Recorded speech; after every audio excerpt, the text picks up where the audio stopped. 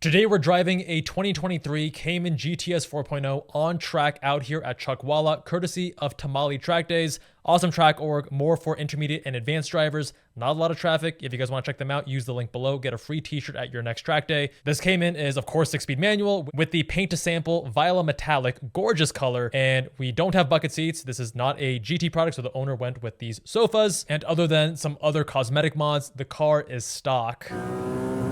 Revving out that naturally aspirated flat 6 to 7,800 RPM. One of my favorite parts about the GTS 4-liter. So glad they gave us that after us having to stomach the turbo 2.5-liter GTS for a few years. The thing I love about Caymans on track is just how natural they are. There isn't much of a learning curve. So you hop in and you can instantly start pushing it relatively hard on track because it's so progressive, it's so balanced, all the inputs are natural. You have steering that is quite accurate, not overly twitchy, has good weighting. Same with the manual transmission, the clutch, the brakes. All the inputs are one-to-one and don't have much of a learning curve. Combine that with a very neutral dynamic, and here, as you can see, getting close to that limit, pushing a little bit with understeer. It's an approachable car. The owner is newer to track driving, and I think it's a great car to actually begin with for those reasons.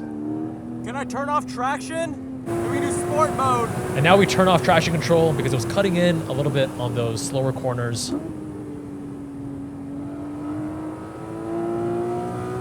Are you doing okay? You're not sick? Oh, I'm fine. Okay, cool. This is a student's car. He's newer on track. I've learned the hard way. You should check in with your students because I've had some students where I did not do that and then they took some time to recover after the ride.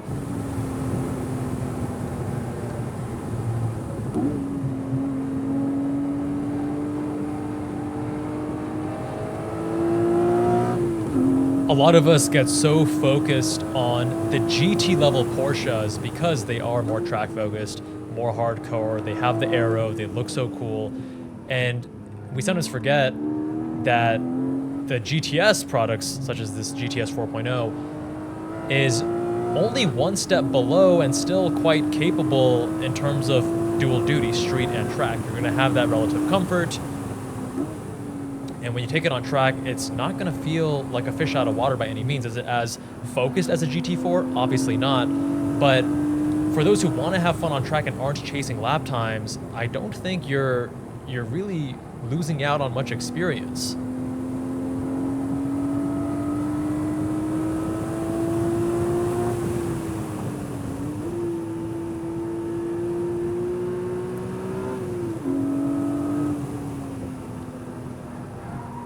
Again, very progressive as you approach the limit,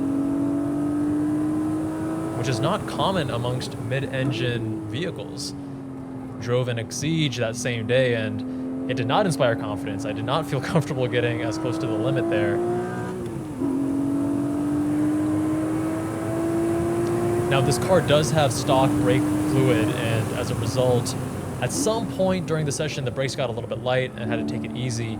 So other than doing simple things like pads and fluid, these Porsche products are engineered to such a high caliber and such a high standard that they can just be taken to the track with minimal modifications.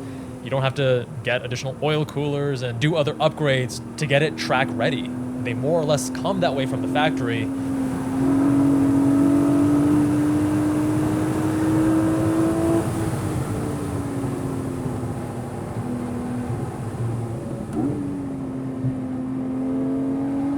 And the other nice thing about having a manual transmission vehicle is that when you're going in I shouldn't say a slower car, but a car that isn't going to put the same lap times as like a GT4 RS, for example, it's a lot easier to drive as a manual versus imagine a GT4 RS and hitting those lap times with a manual. You're going to be frantically shifting. It's going to feel like your shifting is holding back the car too much. And some very advanced drivers are going to do that without issue, or at least even you or I could do that on a track that we're very comfortable with and we know quite well.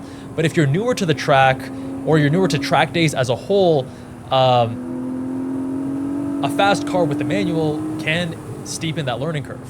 And if you're newer to track days and you want to do it with a manual, having a car that is not super blazing fast, and again, the Cayman is no slouch by any means, but it's going to give you a little bit more of an approachability when you do so. The Cayman does have ePass, that's electrically power-assisted steering, and it's not quite as feelsome as the GT4 and GT4 RS. That has to do with suspension geometry. That can also be influenced by tires, of course, the sidewall thickness, the section width of the tires. Although wider section width is going to compromise that. There we go, getting a little bit lively at these lower speed corners. And it's still direct and natural enough. It's not a BMW M car, for example, a modern BMW M car, I should say. Now, the other thing with the Cayman platform is that they have McPherson strut both front and rear. And the reason they had to do it in the rear versus the multi-link in the 911 as an example is because of packaging concerns. With the engine, the mid-engine getting in the way, they didn't have any alternatives. But they still tuned it in a way that until you really push it hard, like really hard, and we're not going 10/10ths in any of these laps, but when you start getting closer to that limit, only then can you start noticing some of those limitations. Porsche has engineered this very well. In the GT4 RS, as an example, that is a more focused version, especially with more aggressive alignment and more aggressive tires, you are going to notice that the front may push in certain corners, low to mid-speed corners, and then eventually you can get the rear to kick as well because you have some of those limitations from strut geometry. But again, nothing that you really need to concern yourself with when you're getting started with track days, or if you're not going to be pushing the car right to its limit. My favorite part about the Cayman GTS 4.0, and as you guys know, I have an Amira and I'm taking that on track, is how capable it is both on street and on track. And I think what makes this car so great on track makes it a little bit less special, a little bit more clinical and boring on the street, whereas the Amira is reversed. I think the Amira is such a special occasion and exciting on the street, but as a result, you have all these issues on track where, as you guys saw in my prior track video, it's popping out of gear. Anytime you try to shift it into third, it keeps popping out. I thought it was from me mis-shifting it, but it's actually just a known issue where it pops out of third on heavy throttle and near red line. And that car doesn't have as neutral of a weight balance here too. This is 45 front, 55% rear, whereas that Amira is 39 front and 61% rear. Even though it has double wishbone suspension in all four corners, it also has a higher center of gravity. So these things, the way it's tuned, the center of gravity, the weight distribution, all these things influence how the car feels on track. And again, what's good on street and exciting on street can actually be a hindrance and less confidence inspiring on track and vice versa. So the Cayman, if you wanted just one vehicle, I think is a great way to get the best of both worlds. I don't think it feels quite as special on the street, but it's going to feel far more at home on track versus something like the Amira.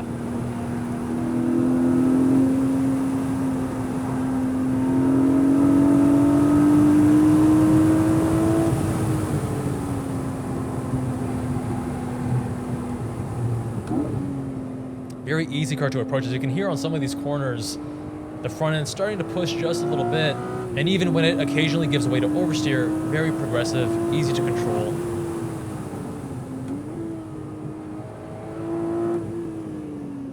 Going back to the Amira example, I also love that this thing revs out to 7,800 RPM versus the Amira's 6,800 RPM, and a naturally aspirated howl I think is a bit more intoxicating and visceral and emotional than the Amira supercharged whine with that Toyota 2GR FE engine with the Edelbrock supercharger on top. Not a track that I have a ton of experience at. This was my second day on the track, and it had been, I think, 2 years since I had driven this last in my GR86 using the NASA Day coupon that comes with the purchase. I'm learning here I don't need to downshift into second, which I've done both this lap and the prior lap, but earlier I was unnecessarily shifting down to second. But second on that corner is fine.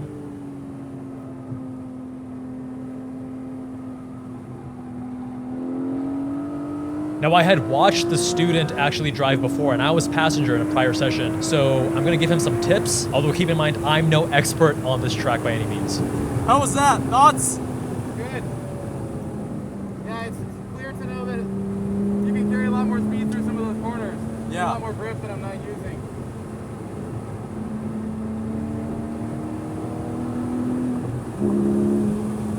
I'd say that's the key takeaway.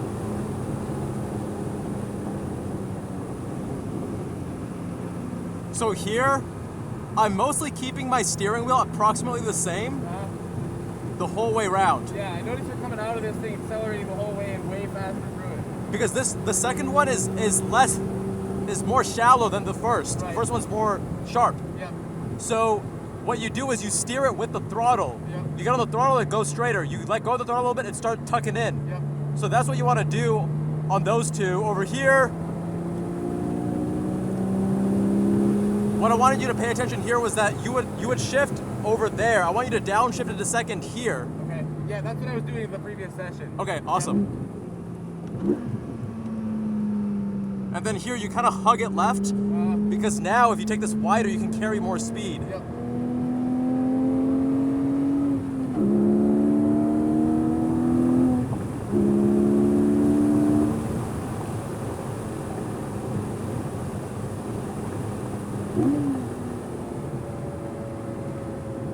This one's kind of scary because it's kind of blind. Yeah. A lot of room though over there.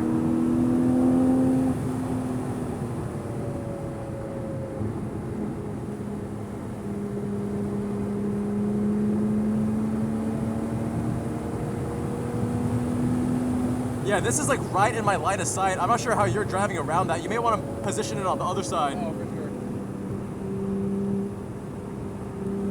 Because you want to look far ahead, not just ahead of you. You want to look, in the distance, and then the camera's right there.